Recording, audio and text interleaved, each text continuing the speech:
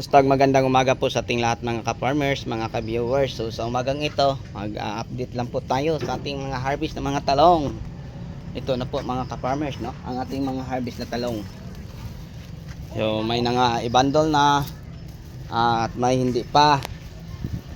So hindi pa tapos, no, ang pag-harvest. Patuloy pa din ang pag-harvest hanggang ngayon. Yan, marami na po kaming na i-bundle. Marami pa ding hindi na i-bundle na mga harvest natin na talong. Yan po. So ang variety po ng ating talong na ating pinipitasan, ito po ang talong na Calixto F1 na maraming mamunga,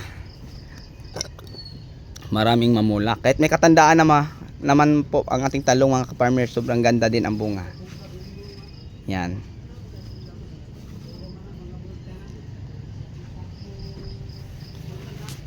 So ikutin natin para masilip ninyo kung gaano karami ang aming harvest at kaganda.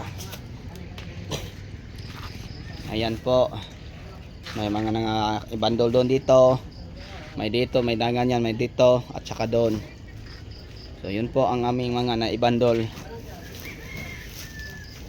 Sobrang ganda at dami na po mga ka-farmers, no? So yun po.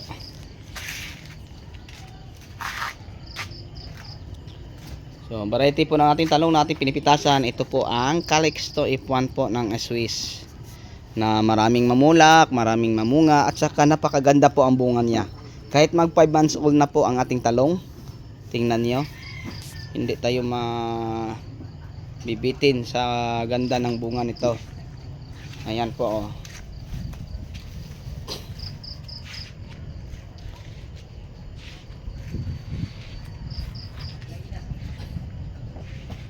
So hanggang ngayon tuloy pa ang pagpipitas, no, sa ating talong. So yun po ang tinatawag nating class B mga ka-farmers, yung mga baluktot at saka yung yun class B, mga baluktot. Pero meron na tayong mga nasa 50 kilos no na mga semi. Yan. Saka dito. Okay, so sa lahat na mahilig sa ganitong usapin about farming, kung may tanong man kayo tungkol po sa mga fertilizer na ating ginagamit, pakicheck lang po sa ibang video, meron na po tayong tips tungkol dyan. So pwede nyo mga kapwa ko ka-farmers, bisitahin ang ibang video about sa mga fertilizer sa bagong tanim at saka sa may mga bunga na. So sa nagtatanong naman po sa akin sa mga foliar na aking ginagamit, meron na po akong tips sa bagong tanim at saka sa may mga bunga na mga foliar. Kasi mga ka-farmers, share ko lang po sa inyo, iba ang fertilizer sa bagong tanim, iba din sa namumunga na, iba din ang foliar, iba din sa namumunga na, pati sa mga insecticide, no, iba din. Kasi pag magtera tayo ng insecticide na sobrang sobra at sobrang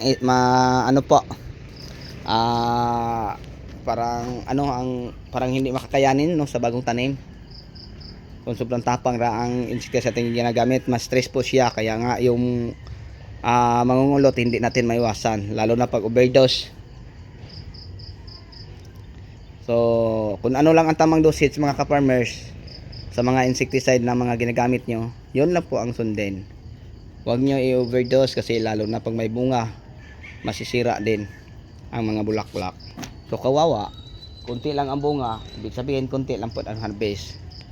So yun po mga kapwa ko ka-farmers. So bago tayo magtapos, may galab shoutout po sa lahat nating mga farmers, subscriber, viewers, sa inyong lahat from Luzon, Visayas at Mindanao. Maraming salamat po. Hanggang dito na lang. Bye bye.